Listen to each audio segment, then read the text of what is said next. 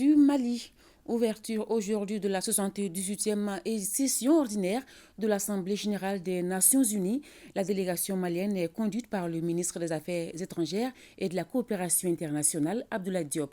Lors de ce rendez-vous mondial, le ministre Diop portera la voix du Mali à la tribune des Nations unies. Il prendra part également aux réunions thématiques de haut niveau et mènera des consultations bilatérales avec les autorités de plusieurs pays amis du Mali.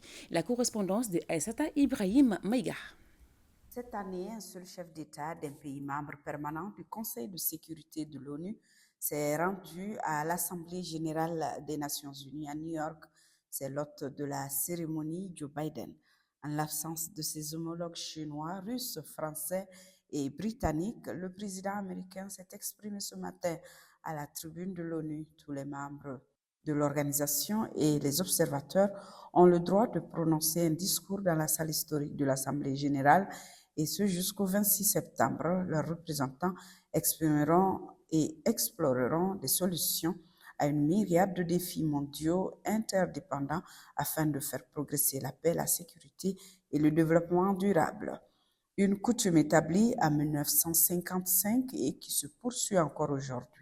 Le Brésil prenant la parole en premier, suivi par les États-Unis en tant que pays hôte du siège de l'ONU et puis l'ensemble des membres de l'organisation.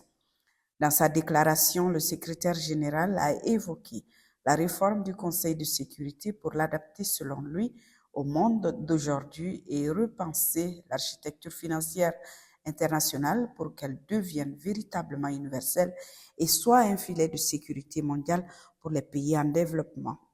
Le secrétaire général des Nations unies a notamment réclamé de la détermination à assurer l'égalité des genres.